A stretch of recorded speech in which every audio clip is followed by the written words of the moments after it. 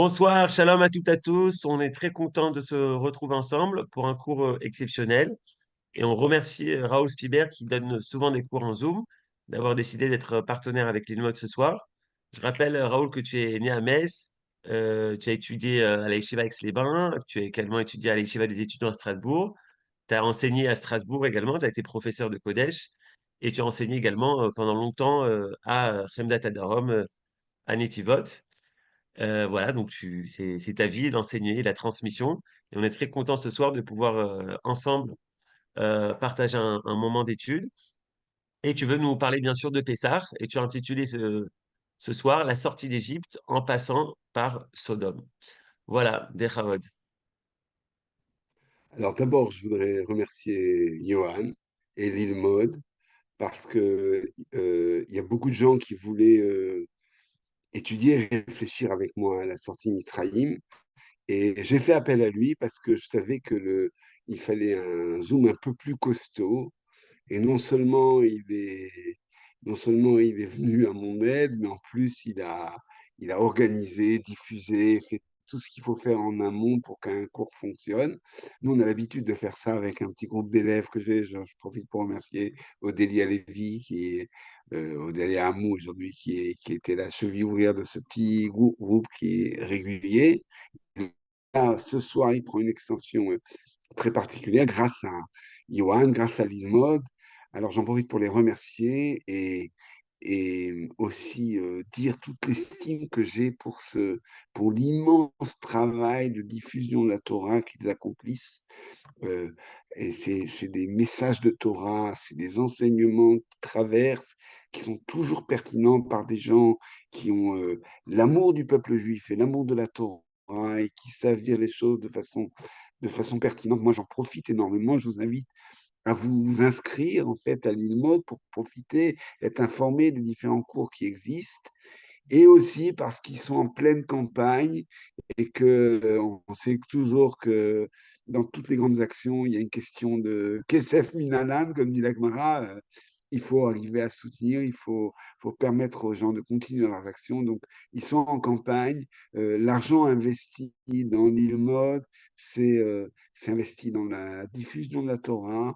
Et c'est vraiment quelque chose de très remarquable. Alors, comme Johan a parlé de ma petite biographie, moi, je tiens pas à être exact là-dedans, c'est pas le problème, mais il y a aussi des élèves qui me sont très chers, qui sont peut-être connectés au cours, qui sont de l'époque où j'étais en région parisienne, à Pavillon-sous-Bois. Pavillon-sous-Bois de Raincy, c'est un de mes Gilgoulim. Alors, je voulais aussi le préciser, non pas pour faire une biographie exacte, mais pour dire que à tous ces élèves et aux autres, même, ce sont des gens qui me sont très chers. Voilà. On va rentrer dans le vif du sujet. J'ai choisi euh, de parler de Pessah en parlant de Barcelone parce qu'il y a une sorte de mystère. Et là, je vais demander à Johan de nous partager le texte. De suite.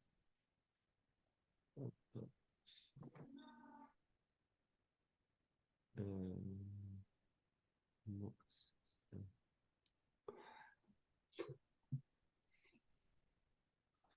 Voilà. Il y a toujours une méthode chez nos maîtres pour analyser la valeur d'un mot, son sens profond, de chercher toujours la première occurrence.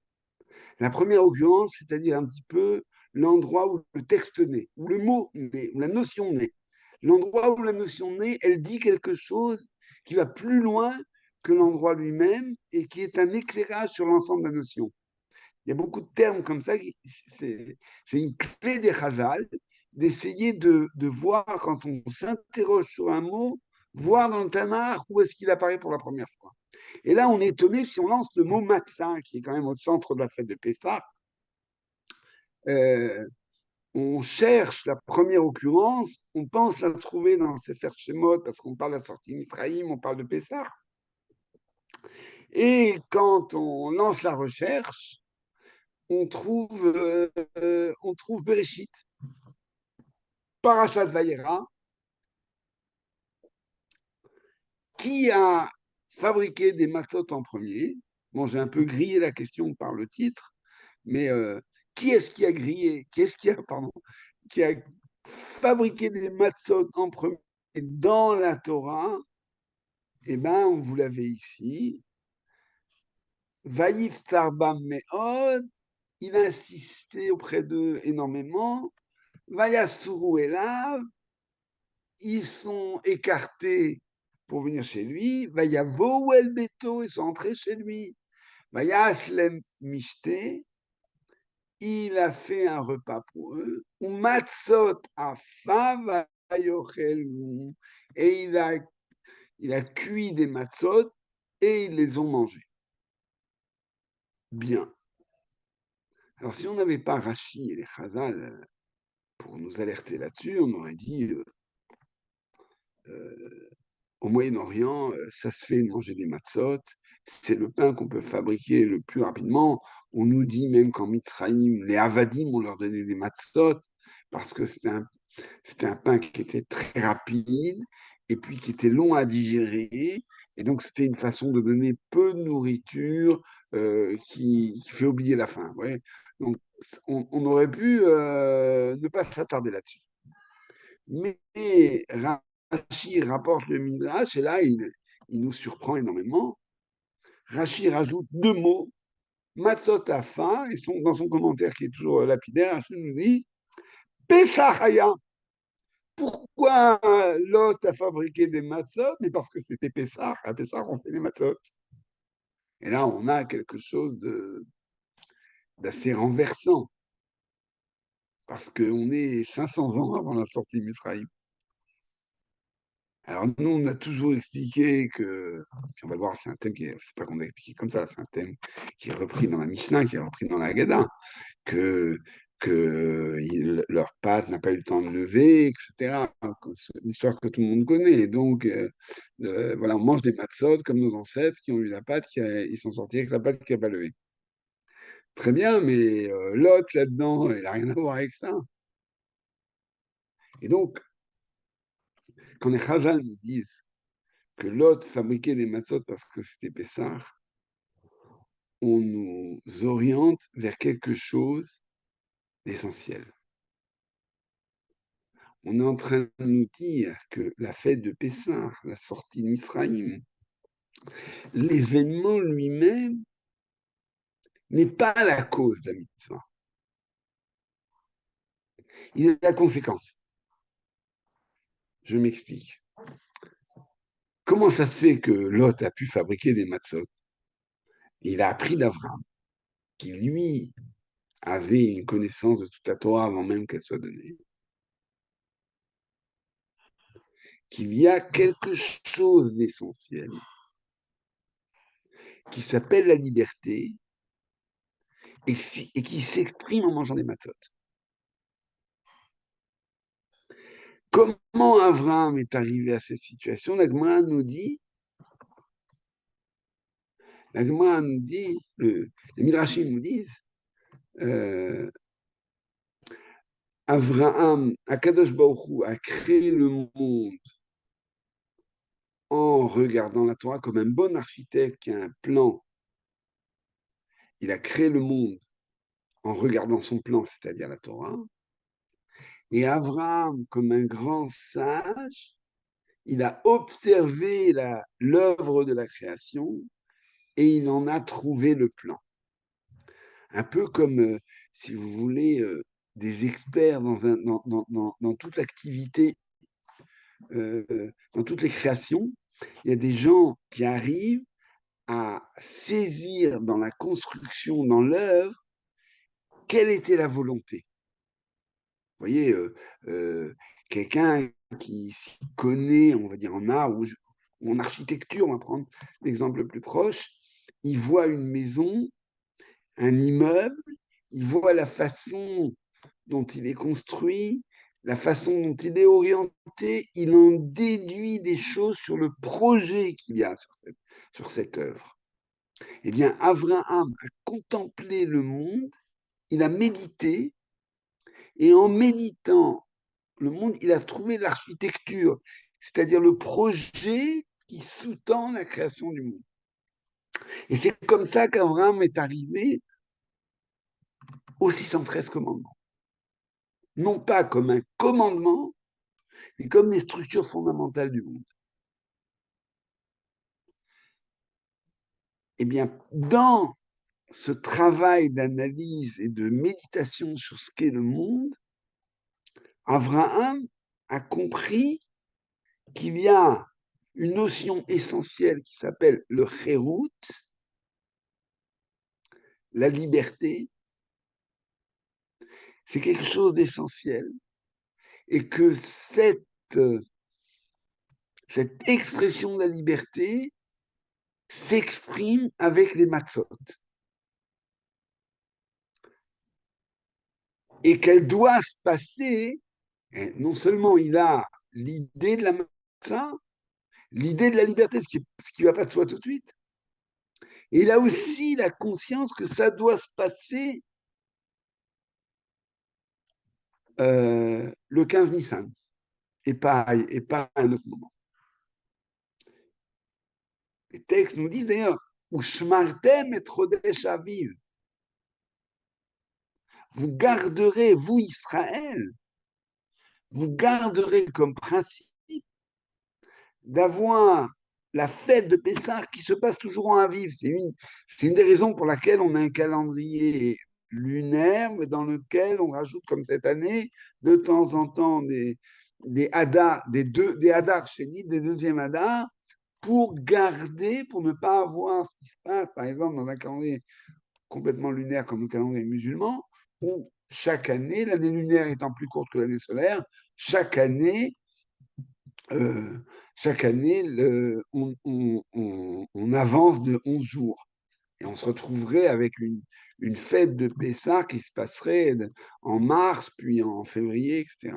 Non, Shamor et Chodesh Aviv, il faut garder cette notion de printemps. Elle est liée à la liberté elle-même. C'est très joli.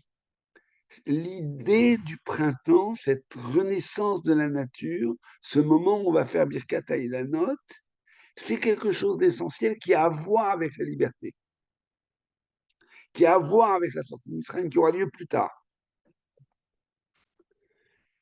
Il y a plusieurs aspects, plusieurs enseignements dans cette affaire de liberté et de printemps, qui sont essentiels, que Abraham et Lot célèbrent déjà avant la sortie d'Israël.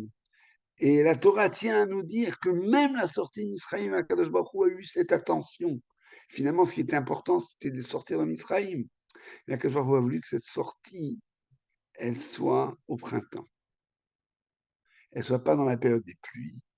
Elle ne soit pas dans la période des grosses chaleurs. C'est, si vous voulez, ce détail de bienveillance à l'intérieur de la sortie d'Israël que la Torah nous demande de noter, de garder. Souvenez-vous.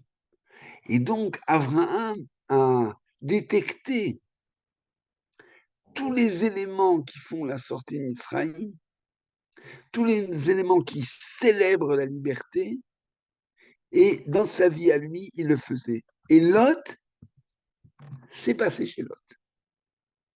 Lot a compris cela.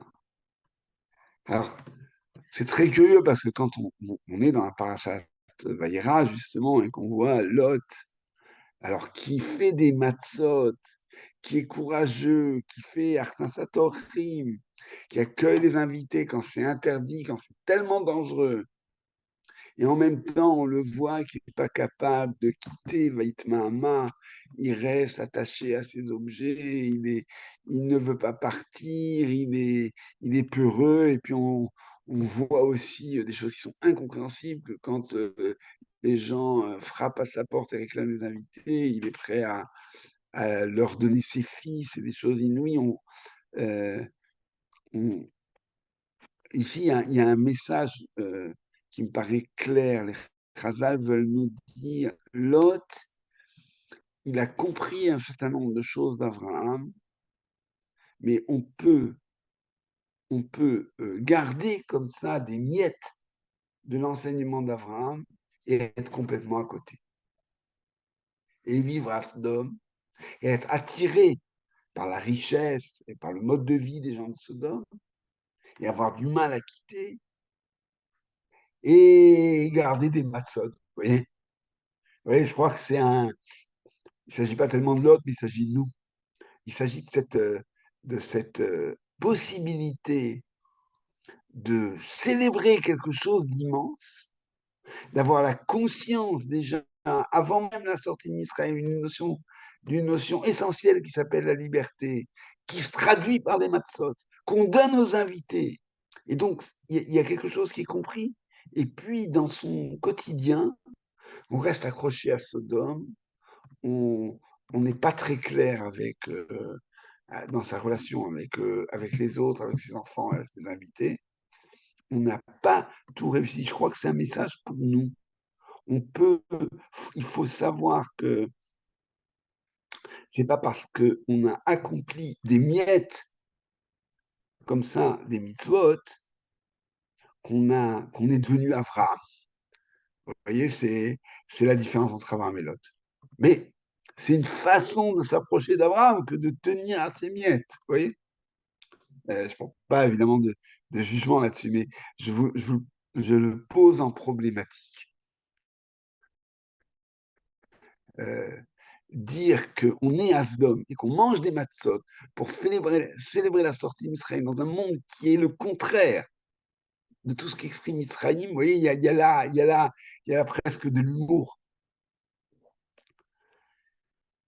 Alors, je voudrais donc récapituler cette première idée que la notion matzah apparaît avant la sortie d'Israël, c'est l'idée que ce n'est pas parce qu'il y a la sortie d'Israël qu'on mange des matzot, mais parce qu'il y a une catégorie fondamentale que, que les matzot expriment, qu'il y aura cette traduction dans l'histoire d'Israël qui s'appellera la sortie d'Israël, où les matzot prendront leur place.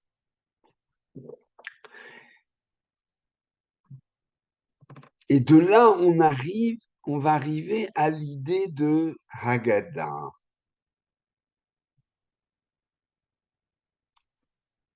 Alors, voilà. On a à nouveau le texte ou Oui, oui, à chaque fois que tu le veux, je te le mets. Johan? Ah ouais, d'accord.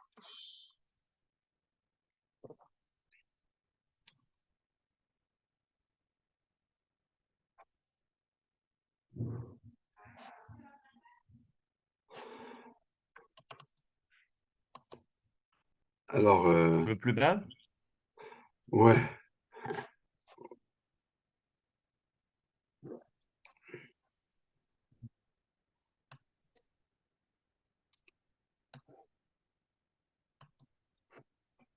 c'est bien. voilà, vous avez quelque chose d'important. Shemot Perek Yudbet, Pasuk Yud Zayin Akaf. On est dans le Pérec qui annonce la sortie d'Israël, mais qui n'a pas encore été réalisé. Ushmaltem et hamatzot. Qui בעצם היום הזה הוצאתי את צבאותיכם מיד ישראל. On a l'injonction de garder les matzot, de manger les matzot, l'interdiction de posséder du chametz. Tout ça arrive avant l'épisode de la sortie où ils vont être précipités et ils prendront de la pâte qui ne cuira pas. Et c'est important ça. C'est-à-dire que, encore une fois, c'est pas l'anecdote, ça n'est pas de l'ordre du folklore que on mange des matzot parce que nos ancêtres, ils ont mangé les matzot. S'ils avaient mangé autre chose, on aurait mangé autre chose. Oui, c'est pas ça du tout. C'est qu'il y a quelque chose de fondamental que la matzah exprime et qui va se traduire pendant la sortie d'Israël. Euh, et puis on a ici cet interdit déjà fondamental. Lo yimatse bebatechem. Il ne faut pas qu'il y en ait dans vos maisons. C'est la bataille contre le Hametz.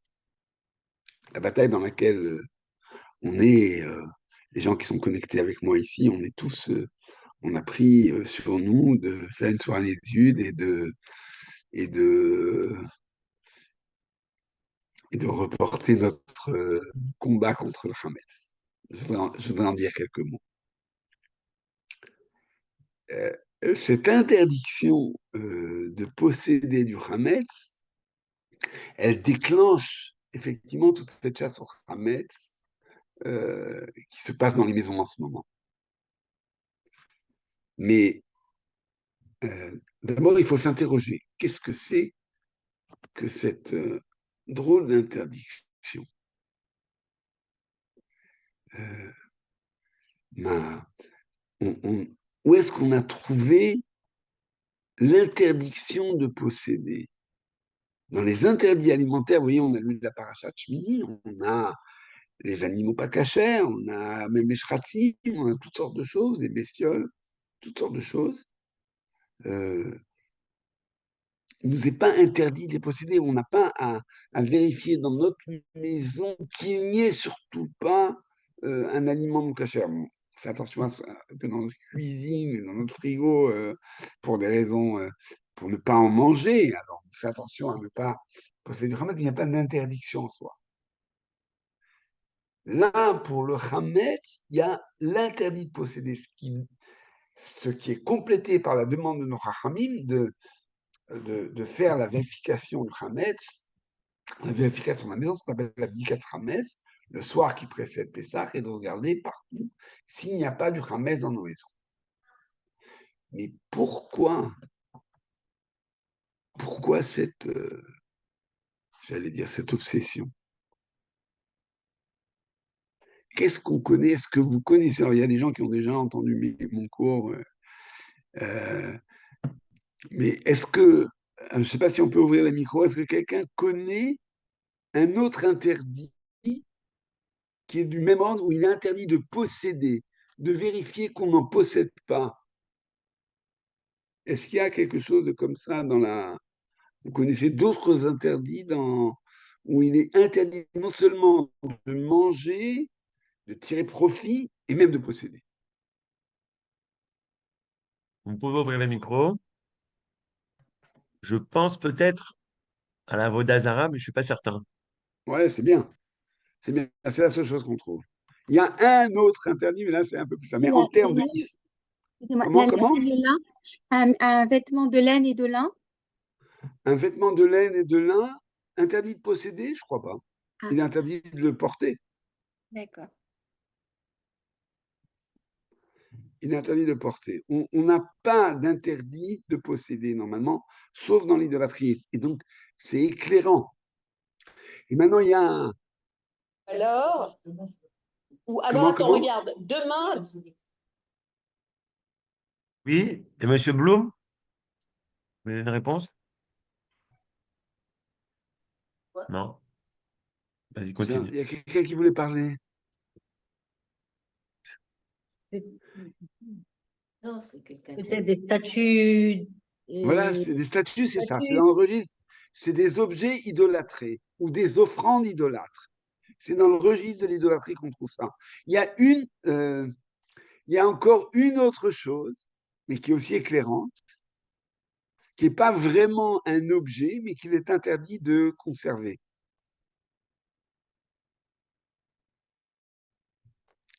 C'est Il y a aussi tout ce qui est, c'est un peu, ça revient au même, mais c'est par exemple quand il y a le Nouveau Testament, etc. Bah, bon, il faut s'en t'es dans débarrasser. le registre de l'idolâtrie, ouais. Non, mais il y a quelque chose d'autre qu'on ne doit pas posséder, qu'on ne doit pas conserver, mais c'est pas un objet. C'est l'oticum velotitor, ne pas garder rancune.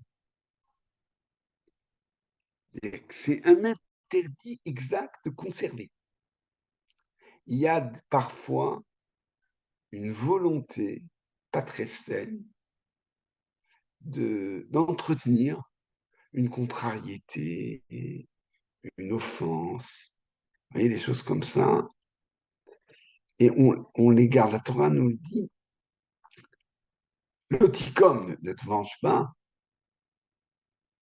L'auditeur, et ne garde pas rancune. C'est-à-dire, débarrasse-toi de cette chose-là. Débarrasse-toi. Ne te laisse pas enfermer par l'entretien de la souffrance d'une injustice qui t'a été faite. Je précise tout de suite, c'est toujours très compliqué. On n'est pas chrétien, on ne se laisse pas faire, on peut défendre ses droits, on peut réclamer justice quand il y a eu offense, quand il y a eu dégâts, ce n'est pas le problème. Mais il ne faut plus en souffrir. Il ne faut plus l'entretenir. Pourquoi?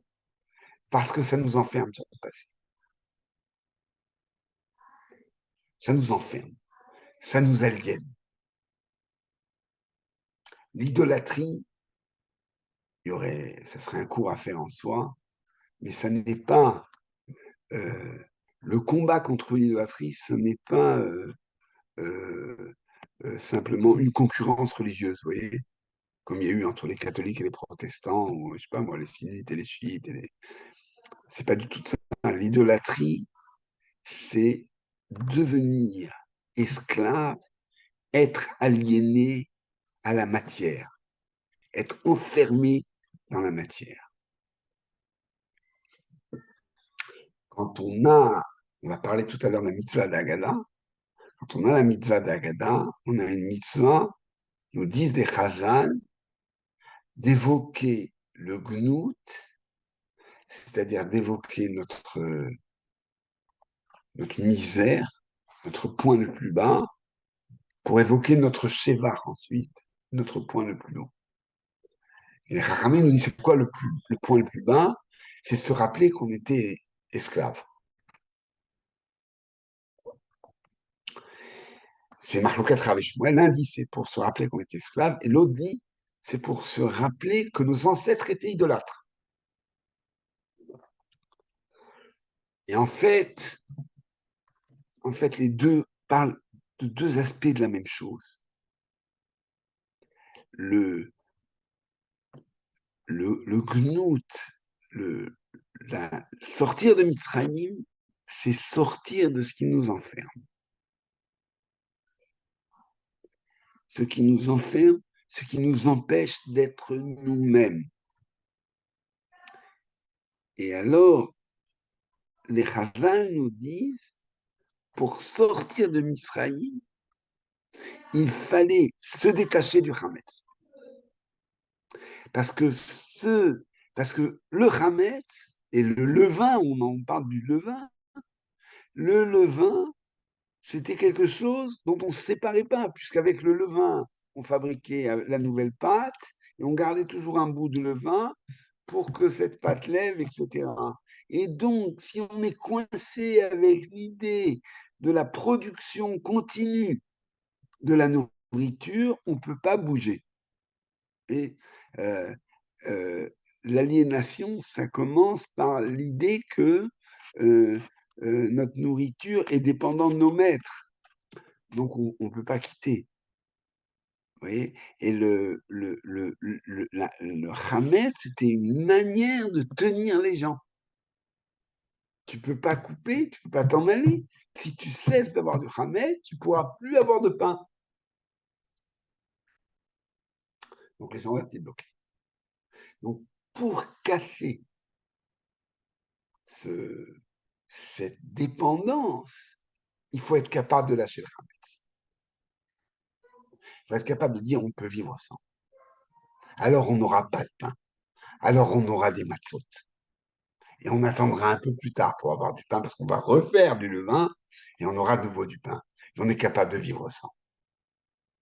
Si on est tous les déplacements de situations difficiles, on parle de l'esclavage, on parle de Aliyah, on parle de Teshuvah, je parlerai même d'autres aspects, de quitter des situations toxiques. Souvent, ce qui nous empêche, c'est qu'on est coincé par la peur de l'inconnu et du manque. Et cette peur de l'inconnu et du manque, elle est très très bien gérée par ceux qui dominent les autres, qui entretiennent cette peur et cette angoisse que si tu quittes la zone connue où tu es opprimé, où tu es esclave, tu vas vers l'inconnu et c'est effrayant. On a à peu près la même idée avec la fête de Sukkot où on quitte la maison pour aller vers la soukha. On quitte le domaine des murs et des toits, certains qui protègent, pour aller se mettre sous la protection d'Akadosh Baruch Hu. Et c'est ces deux idées qui expriment la sortie d'Israël. Et avec elles, cette liberté à avoir avec l'Avodah Zarah, puisque le combat contre l'Avodah Zarah, ça n'est pas un combat pour Hachem, c'est un combat pour nous restituer en tant qu'hommes libres, créés à la ressemblance d'Hachem. Et donc, de la même façon que la possession d'objets idolâtres peut nous enfermer dans l'idée qu'on appartient au monde de la matière, de la même façon, à Pessah, pas tout le temps, à Pessah, on affirme que on n'est pas dominé par l'économie, on n'est pas dominé par le besoin de manger. Et la matzah illustre cela. Quelques mots sur la matzah. C'est marqué Ushmaratem et amatzot. Vous garderez les matzot. D'où toute l'histoire des matzot shmurot qu'on achète, qui coûtent un petit peu plus cher, qui sont faites les Shem Shamayim, les Shem Mitzvah. Ushmaratem et amatzot, à la base, ça nous apprend qu'il faut être attentif dans la production d'un matzah à ce qu'elle ne devienne pas chametz. Nos maîtres déduisent de là que tu ne peux pas faire la matzah, par exemple, avec la farine de pommes de terre. Ce ne sera pas valable. Pourquoi? Parce que la farine de pommes de terre, la fécule de pommes de terre, ne peut pas gonfler, ne peut pas devenir chametz. Puisqu'elle ne peut pas gonfler, tu n'es pas en position d'attention, de shmira. Tu as quelque chose de stérilisé. La matzah doit être faite avec les mêmes céréales qui peuvent devenir chametz. Si une farine ne peut pas devenir chametz, quand tu produis tes matzot, tu n'es pas en vigilance. On te demande d'être en vigilance. On te demande d'être attentif. Pour produire quoi? Pour produire cette matzah qui n'a pas subi l'effet du temps, qui n'est pas aliéné au temps qui passe, qui échappe au temps. La matzah exprime la liberté, puisque c'est cette capacité à sortir de Mitzrayim, à se suffire du peu et du simple qu'on cuit rapidement tout de suite et qui nous tient pas en esclavage. Et c'est aussi une idée d'éternité. La matzah, le Maharal exprime très longuement ça dans son Sefer Gvurot Hashem. La matzah, c'est quelque chose qui n'est pas produite par le temps. Elle ne gonfle pas. Elle n'est pas, si vous voulez, accidentelle. Elle n'est pas quelque chose qui est produit par la conjoncture. Elle est quelque chose d'essentiel qui remonte dans son chorège, dans sa racine, à la création du monde lui-même. Elle est quelque chose qui ne se corrompt pas. Elle est quelque chose qui traverse l'histoire. Elle est éternelle. Il y avait un lieu dans le Beth Amikdash qui était Kasher le Pessah. Qu'est-ce qui c'est? On trouve quelque chose de Kasher de Pessah dans le Beth Amikdash.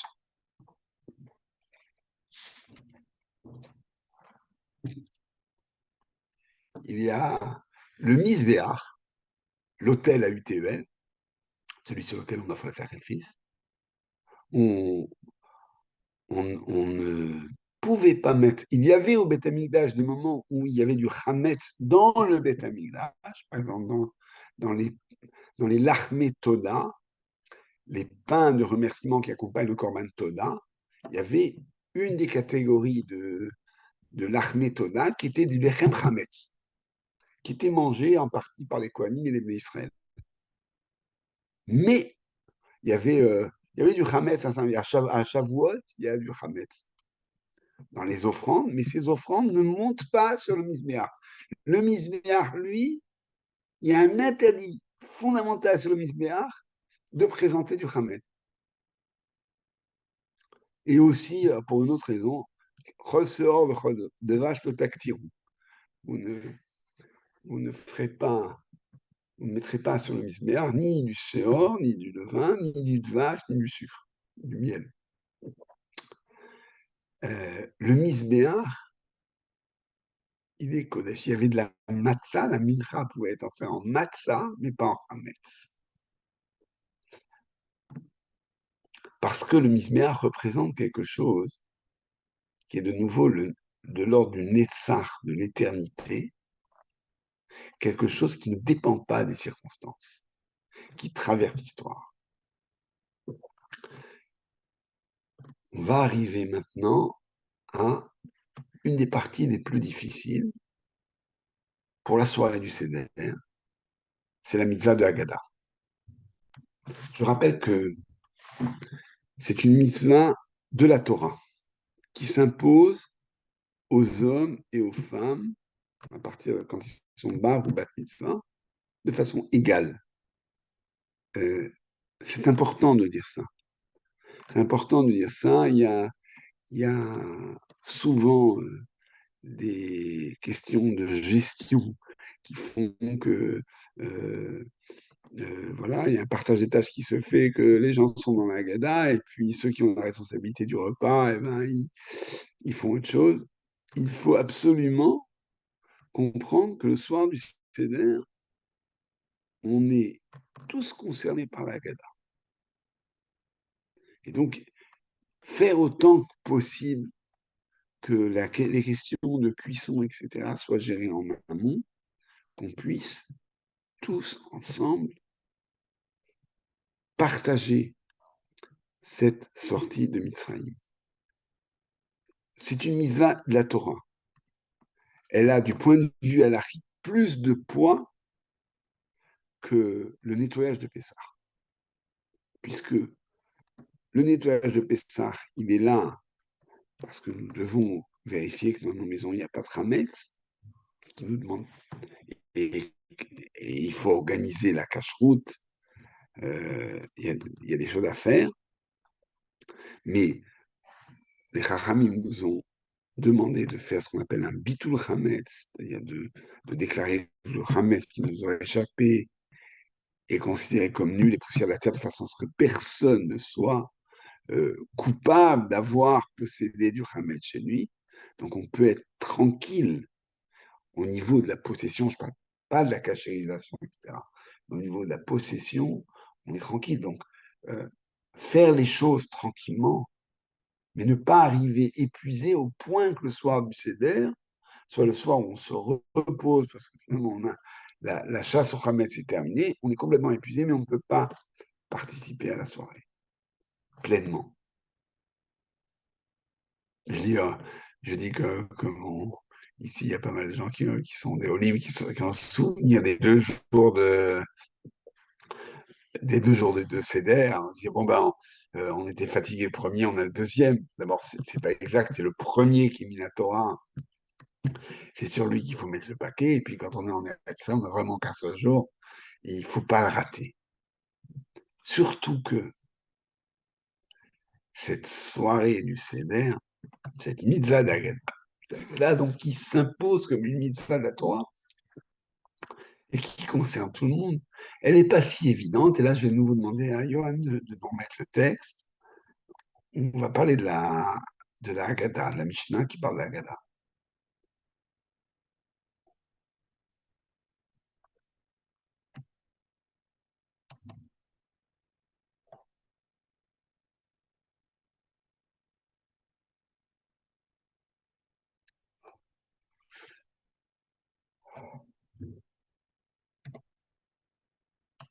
Johan, tu peux nous mettre le texte?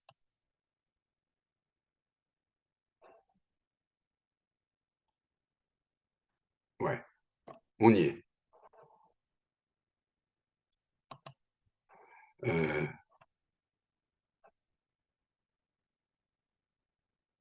Alors, il y a deux. La soirée du Seder et la Haggadah est organisée à partir du dernier Pérec de Psachim, de la Mishnah de Psachim. Ceux qui ont étudié la Mishnah de Psachim trouvons les éléments en fait de la soirée du Seder, les Arba-Kosot, etc., les 4 questions, etc., beaucoup de choses, les 4 types d'enfants, tout ça, on trouve dans la Mishnah de Psachim. La Mishnah, quand elle centre maintenant sur la Haggadah, elle dit Masgulo Kosheni, donc il y a le premier kos qui est le kos du Kiddush. Masgulo Kosheni, on sert le deuxième verre. Et Kan Ben Shoel Aviv. Et là, le fils interroge son père, parce qu'on boit un deuxième verre et on aurait dû passer à table, on passe pas à table, il y a quelque chose qui n'est pas ordinaire au niveau du pshat, et à ce moment-là, l'enfant demande. Les commentaires un petit peu chassidiques nous disent que pour poser des questions, parfois le fait de boire un petit peu de vin, eh bien ça désinhibe, un peu comme c'est un peu l'idée de Purim à Pessaran, de façon plus modérée, mais l'idée, il y a une idée dans cette idée que c'est au moment où l'enfant boit le deuxième verre qui pose des questions, comme si nos maîtres nous disent Lo baishan lamed, velo kafdan melamed. Le timide, il n'arrive pas à apprendre parce qu'il n'ose pas poser des questions, et l'homme sévère, trop sévère, il n'arrive pas à enseigner parce qu'il ne laisse pas poser de questions. Pour poser des questions, il faut un espace comme ça de douceur où on se laisse aller, où on s'expose un petit peu à des questions, on demande des choses qui peut-être sont évidentes pour les autres, mais pas pour nous, et c'est comme ça qu'on entre dans la Haggadah. Le Kan Ben Shoel,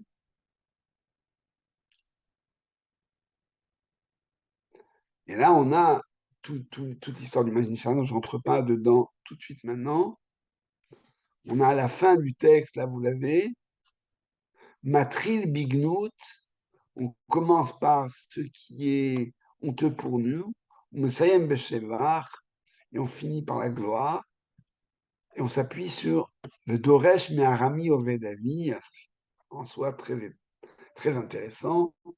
On interprète le texte de la Haggadah des Bikurim, c'est-à-dire que pour Pessah, on nous dit qu'il faut dire la Haggadah, mais on ne nous dit pas quel texte. C'est les Chazal, en fait, qui ont, en gros, les Haggadot qu'on a dans les mains ont été confectionnés par les Chazal. Mais il n'y a pas un texte de la Torah. Par contre,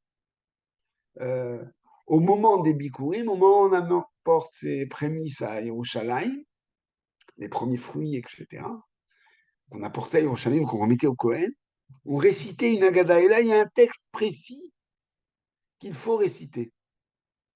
Et là, la Torah nous dit exactement ce qu'il faut dire. À ce moment-là, le texte est cadré, vous voyez, il n'y a pas de... Il n'y a pas de discours personnel. Par contre, à Pessah, on nous demande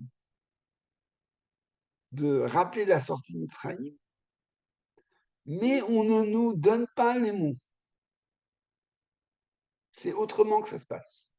Il faut établir un lien entre les parents et les enfants, entre celui qui pose la question et celui qui répond. Et s'il n'y a personne qui répond, entre soi-même et soi-même.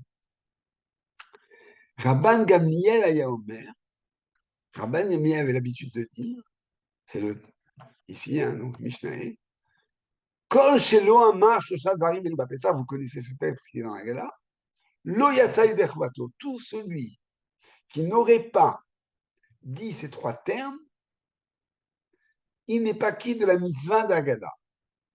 Velouen, et voici, Pesach, Matzah ou Maror. Celui qui n'aurait pas énoncé ces 3 termes-là, il n'a pas fait la mitzvah d'Agada. Alors, Alors, c'est toujours très étonnant, je veux bien, mais est-ce qu'on ne peut pas parler de la sortie de Mithraïm sans utiliser les mots, vous voyez, comme dans les jeux de ni oui, ni non, ni blanc, ni noir? Est-ce qu'on ne peut pas parler de la sortie de Mithraïm sans utiliser les mots Pessah, Matzah et Maror? Ben, ça me paraît possible. Ça me paraît possible. Par exemple, dans le texte de la Haggadah des Bikurim, il me semble qu'on ne parle pas ni des mots Pessah, ni des mots Matzah, ni des mots Maror. On peut parler de l'esclavage, on peut parler de la sortie, Corban Pessah, on n'est pas obligé d'en parler, la Matzah, ça ne s'impose pas non plus, le Maror non plus. Pourquoi Rabban Gamliel dit que si on n'a pas dit ces trois termes-là, et qu'on ne les a pas expliqués, en fait, on n'est pas qui de la mitzvah? Rabban Gamliel a en tête une injonction qui est là et de la Torah, qui est extrêmement difficile, et il nous donne peut-être un moyen d'y arriver. Regardez. Alors, je reprends le texte. Hein. C'est le texte d'un Mishnah qui est exactement repris dans la Haggadah. Kol shalo amar shusha dvarim elu bapesach lo yatsa li'yedei chvato ve'elu hen Pesach, Matzah ou Maror. Voici les trois termes qu'il faut absolument évoquer. Pesach, al-shum shepasach hamakom al batei avotenu Israël. Pesach, pour al-shum, pour rappeler au nom d'eux que Kadosh Baruch Hu a épargné, a sauté, a épargné les maisons de nos ancêtres en Israël. Matzah, al-shum shenigalou avotenu Israël. Matzah exprime que nos ancêtres ont été délivrés de Israël. Matzah exprime la délivrance. Maror, al-shum shemereru ha-mitzrim et chaye avotenu Israël. Maror, parce que les Mitzrim ont rendu la vie de nos ancêtres amère. Et là, on a quelque chose qui est extrêmement difficile et qui est pourtant la mitzvah de la Torah. Bechol dor vador, à chaque génération. Chayav adam lirot et atzmo keinu hu yatsa mitzrayim. À chaque génération, l'homme doit se voir lui-même. Dans certains notes, c'est marqué les harot, les atzmo, se montrer à lui-même. Keinu yatsa mitzrayim. Comme s'il était sorti de Mitzrayim. Alors on peut dire comme si. Mais regardez le texte. Shenema, comme il est dit, Veigata le bincha bayom les morts, tu diras à ton fils en ce jour, en ces termes, voilà ce que la Torah me demande de dire à mon fils. Bavurze asa Hashem li betzetim mitzrayim. Bavurze. C'est pour cela qu'Hachem a agi en ma faveur, Betseti Mitzrayim, lorsque je suis sorti de Mitzrayim.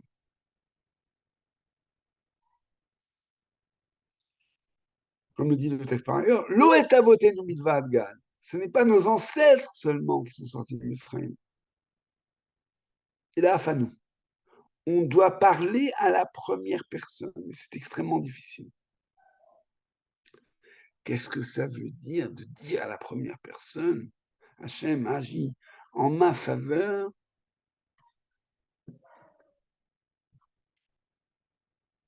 Il m'a fait sortir de Mitzrayim. Moi, très difficile.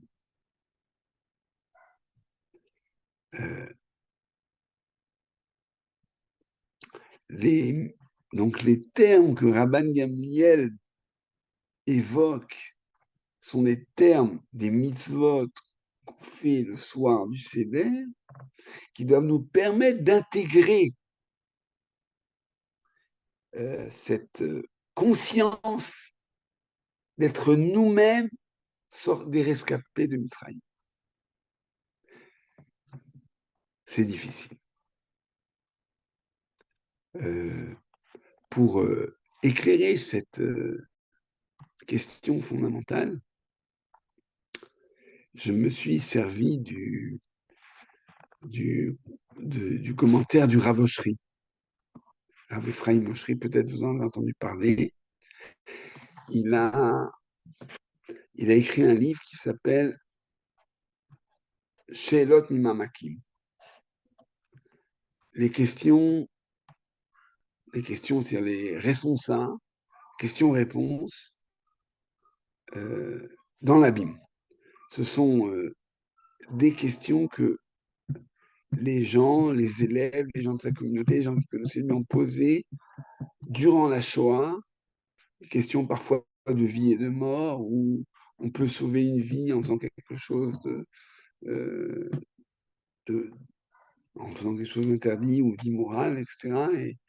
Et il y a toutes sortes de questions bouleversantes que Rav Oshri, pour le rappeler rapidement, a été ce qu'on appelle un Ilou, un génie de la Torah. Il a été nommé Dayan de Kovno très jeune. Je sais pas si vous voyez, Dayan de Kovno en Lituanie, c'est pas n'importe quoi. C'était vraiment un très très grand Talmid Chacham. Et d'ailleurs, quand les nazis sont approchés de la Lituanie, ils sont arrivés en Lituanie, les communautés ont voulu au moins exfiltrer le Rav Oshri pour ne pas le perdre. Et Rav Oshri, à ce moment-là, il a pris son tampon de Dayan, de Rav Beddin, et il a interdit toute tentative de négocier avec les nazis pour le faire sortir de la Lituanie. Pour deux raisons.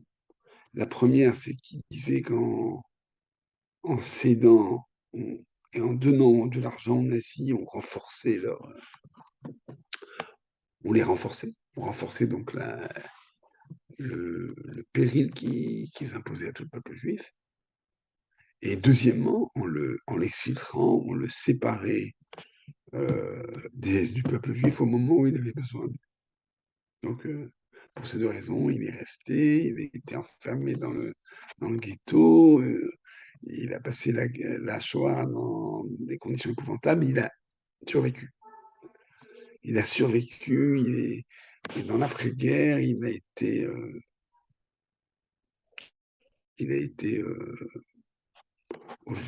on l'a reçu aux États-Unis, ils sont occupés de lui, et il a rédigé de mémoire les questions qu'on lui posait dans les camps pour montrer certains des textes on parle de ce qu'on appelle la résistance spirituelle d'Israël. On disait toujours, ce message, les Juifs sont laissés aller à l'abattoir comme des moutons, etc. Non, il y a eu des actes de résistance, d'un courage et d'une conscience puissante, phénoménale, d'esprits profondément libres qui ont défendu de façon extrêmement courageuse, extrêmement forte, ce qui était sacré pour eux. Et c'est ce qui sort en fait de ces questions chez Rabbi mais parmi elles, il y a donc on me demande comment s'appelle ce Rav, ça s'appelle Rav Ephraim Oshri.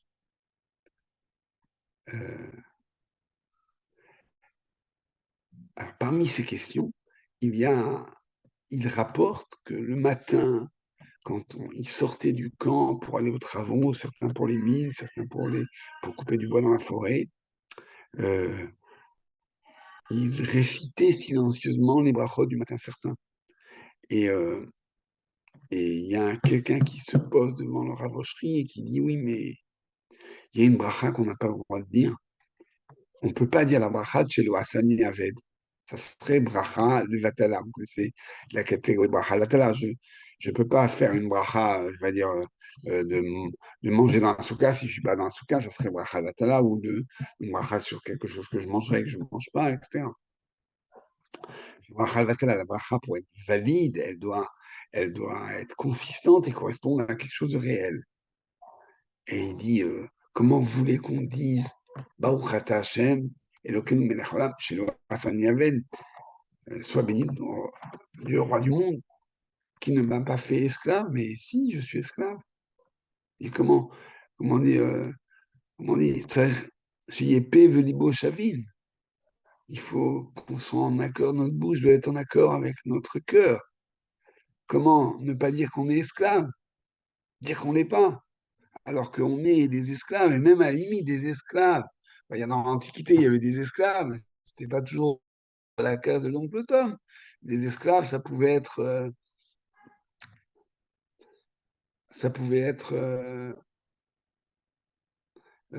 c'était la force de travail, c'était les employés. Souvent, ils étaient gérés, on cherchait à ce qu'ils fonctionnent et donc on les maltraitait pas forcément. Mais là, nous, on est traités pire que des bêtes, on travaille jusqu'à l'épuisement, on ne veut pas nous maintenir, on est, on est, on est exterminés dans le travail. On est des esclaves de la manière la plus radicale. Alors comment dire chez Lohassani avec c'est pas vrai. Voilà, en gros, la question. Et Ravosri dit qu'il essayait de savoir si cet homme-là, il exprimait sa colère ou s'il voulait vraiment une réponse. Et puis quand il a vu que c'est quelqu'un qui voulait une réponse, il voulait savoir si, oui ou non, cette bracha, elle a de la pertinence, ou est-ce que c'est bracha al-Vatana. Alors il a cherché dans sa mémoire fabuleuse, il a trouvé un texte du Maharal qui répond à des gens qui sont en très grande difficulté. C'est une communauté d'Europe centrale qui était une communauté, on va dire, prospère, et à un moment où le pays en question était occupé par un autre. Et là, les Juifs servaient de classe intermédiaire, en fait. Ils savaient lire et écrire, ils connaissaient les deux langues, et donc ils avaient c'est parti, donc, on va dire, de la partie aisée de la société. Et puis le pays en question s'est révolté contre ses occupants et s'est vengé sur la communauté juive en projetant sur elle toutes les souffrances qu'il devait à l'occupant. Vous voyez. Et d'un seul coup, cette communauté aisée et prospère, elle s'est retrouvée dans la misère absolue, chargée de rembourser tout ce que les autres leur avaient pris. Et donc, ils travaillaient, ils avaient évidemment pas de quoi rembourser, ils travaillaient tout le temps dans une situation extrême pour faire face à cette colère qui était contre eux. Et alors, il disait au Maharal, la sortie de Misraïm, ce Pessah, c'est pas pour nous, on est ailleurs. Et le Maharal explique la chose suivante. On ne dit pas que vous n'êtes pas dans une situation qui est une situation d'Avdout. On dit que vous n'êtes pas des Avadim. Chez Lohassani Aved, ces peuples-là qui vous occupent, ou les nazis qui vous dominent et qui vous mettent en esclavage, eux veulent faire de vous des esclaves. Mais Akadosh Baruch Hu a fait que vous n'en soyez pas. À partir du moment où vous êtes sortis de Mitzrayim,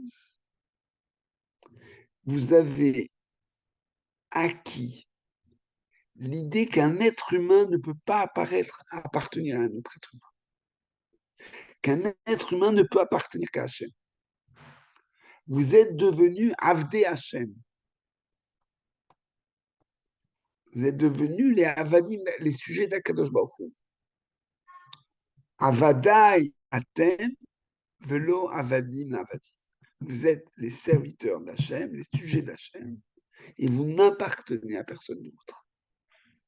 Et quand, ne serait-ce que vous vous posez cette question de savoir si je dis chez le Hassani Aved ou pas, si vous cédez aux nazis quand ils vous imposent quelque chose, ou si vous obéissez aux nazis quand ils vous imposent quelque chose, en vérité, vous réfléchissez à savoir si dans ce cas-là, est-ce que la Torah me demande de résister jusqu'à la mort, ou est-ce que la Torah me dit la vie est sacrée, il vaut mieux transgresser que de perdre la vie.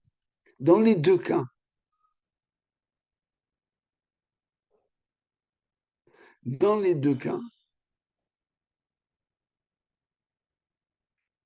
vous obéissez à Hachem. Vous n'obéissez pas aux nazis. Je reviens à la soirée du Seder. Dans cette soirée du Seder, il faut arriver, lirot et atzmo, à avoir en nous-mêmes cette dimension de liberté radicale que nous portons, qui nous permet de traverser l'histoire envers et contre tout, de révéler en nous cette âme qui nous porte et que nous portons, qui traverse l'histoire, qui fait que les circonstances ne vont pas décider si on fait Pessah ou si on ne fait pas. Parce qu'il y a une dimension de l'être que personne ne peut nous prendre. Il y a, je vous renvoie à la lecture de quelqu'un qui dit ça dans des termes, pas dans les termes religieux, d'ailleurs, dont il ne dispose pas. Vous avez peut-être entendu parler de Viktor Frankl, qui a écrit Le sens de la vie, ou en hébreu c'est Adam Chapetz Mashmaout, un homme recherche du sens en son existence. Et c'est quelqu'un qui est un rescapé des camps aussi, et qui dit que dans l'être humain, il y a quelque chose d'irréductible que personne ne peut lui prendre, qu'on peut céder, on peut décider d'abandonner, mais même quand on a décidé d'abandonner, c'est parce qu'on a décidé. Et il y a en nous, c'est ça qu'on appelle le Tselem Elohim, quelque chose qui est de l'ordre de l'âme, qui est de l'ordre de quelque chose qui est irréductible. Et je reviens au Rav Oshry, il disait, mais il faut justement affirmer chez Loafani Aved, c'est-à-dire se dire à soi-même, toi, tu veux faire de moi un Eved, mais moi, je ne t'appartiens pas. Moi, j'appartiens à Hachem. Alors, c'est vrai que tu as le pouvoir de tuer, et tu n'as pas le pouvoir de prendre cette dimension de liberté irréductible qui traverse l'histoire et que le peuple d'Israël porte en lui.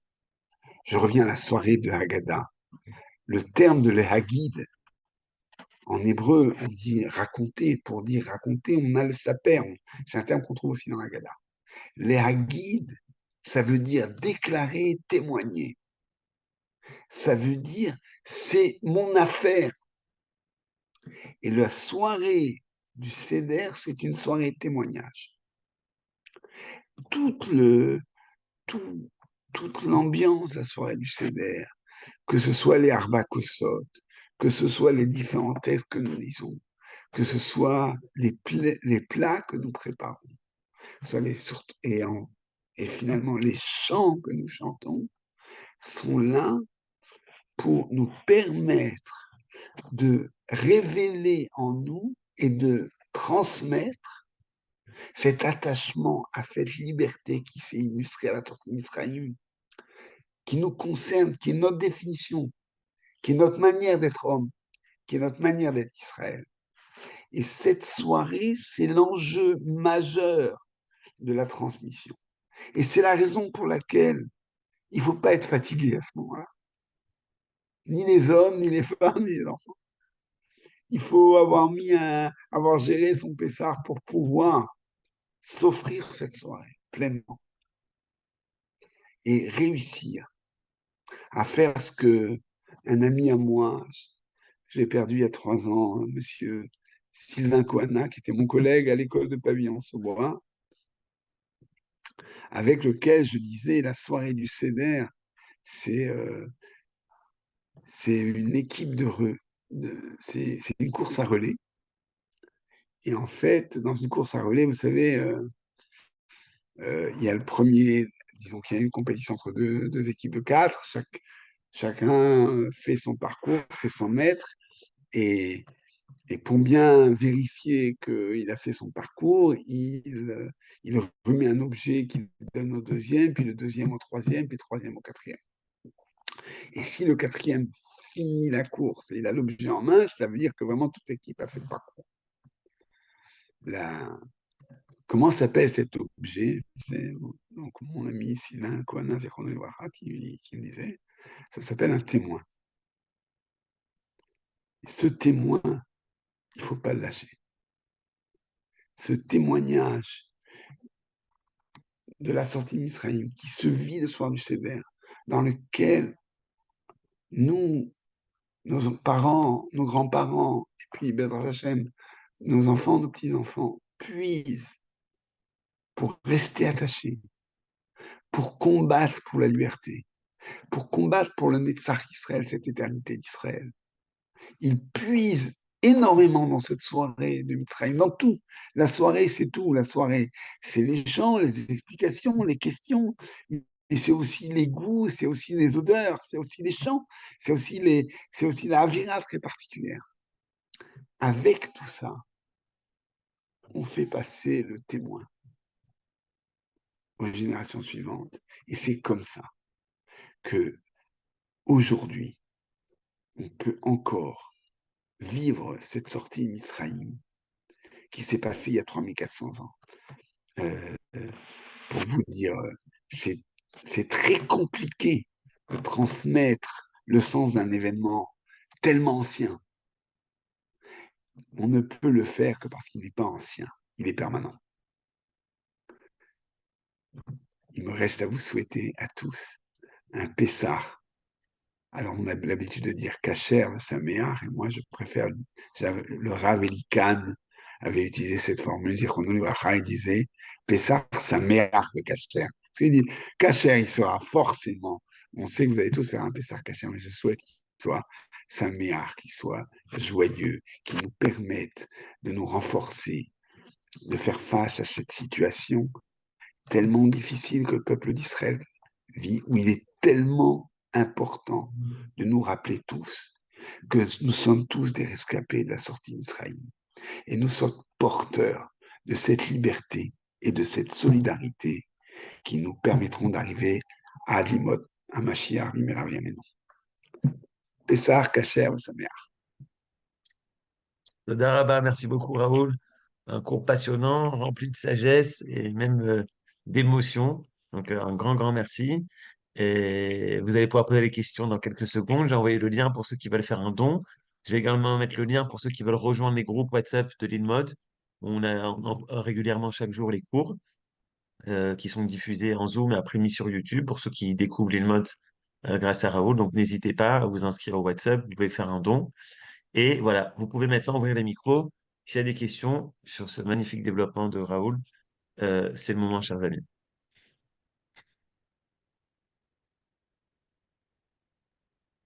Ouais. Moi, j'ai une question. Je vous écoute. Oui.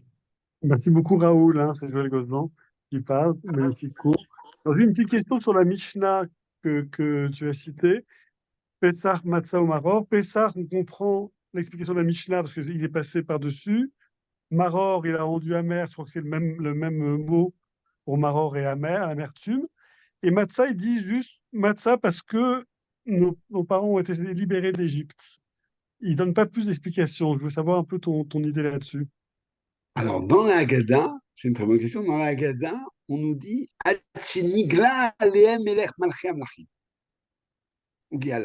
c'est-à-dire que la matzah, elle exprime l'idée de la délivrance qui se fait dans l'instant. La matzah, c'est l'idée instantanée, c'est l'idée de nouveau, alors le Maharal développe ça, c'est l'idée qu'elle ne dépend pas du temps, elle est simple, elle exprime en elle-même, elle traduit la délivrance. Alors, on a les deux termes, on a ça, et puis après, on nous rajoute, pour exprimer cette idée que le temps n'a pas eu prise sur eux, on dit ils sont sortis de façon précipitée, ils avaient de la pâte, voilà, et elle n'a pas eu le temps de lever, on a échappé au pouvoir du temps. Okay. C'est le... Très bien.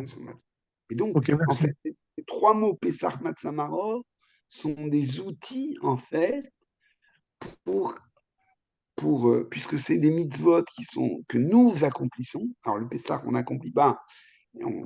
Oui, ça c'est un tout petit jeu de mots. Dans la Torah, la fête s'appelle Chag HaPessah, Chag HaMatzot, la fête des matzot. Et en fait, on a le Korban Pessah. Depuis la destruction du temple, on l'appelle Chag HaPessah. On n'a plus on n'a plus Corban. Et on lâche. C'est une façon de ne pas lâcher l'affaire. Oui. D'accord. Avec ces outils-là, on se réapproprie en fait le souvenir de la sortie d'Israël. C'est bien. Toda Rabba. D'autres questions? On a vu. Toda Rabba, est-ce qu'il y a d'autres questions? Eh ben, avant qu'il y ait d'autres questions, j'en profite pour redire un mot, parce que depuis le 7 octobre, Israël est en guerre et vous avez beaucoup donné via différentes associations, via l'ILMOD, on a participé également pour aider nos soldats, nos héros qui sont sur le champ de bataille. Donc, vous savez que la guerre, c'est également la guerre sur le front de la transmission, transmettre nos valeurs, transmettre notre Torah en Israël, au-delà des frontières. Et nous, avec l'ILMOD, ça fait déjà 9 ans qu'on, sans relâche, on fait tout ce qu'on peut pour justement transmettre. Tu as parlé, Raoul, de la transmission qu'il y a ce soir de Pessah. Bah, c'est ce qu'on essaye toute l'année, de transmettre l'identité d'Israël, ses valeurs, sa Torah. Et donc, c'est ce moment, toujours 2 semaines avant Pessah, à l'approche de Rosh Chodesh Nissan, qu'on fait cette grande campagne de dons. Donc, on vous demande de nous soutenir parce qu'on essaie d'être là toute l'année pour transmettre. Et donc, on compte sur vous. Je sais que vous avez été très généreuse avec beaucoup, beaucoup d'associations différentes, mais nous, on a besoin. C'est grâce à ça qu'on peut toute l'année diffuser. Donc voilà, prenez une part active au développement de l'InMode. Vous pouvez recevoir un don, un CERFA ou également un CIF 46 pour ceux qui sont en Israël. Donc voilà, n'hésitez pas, j'ai mis les liens. Et s'il y a encore une question, on prend encore une dernière question pour ce soir.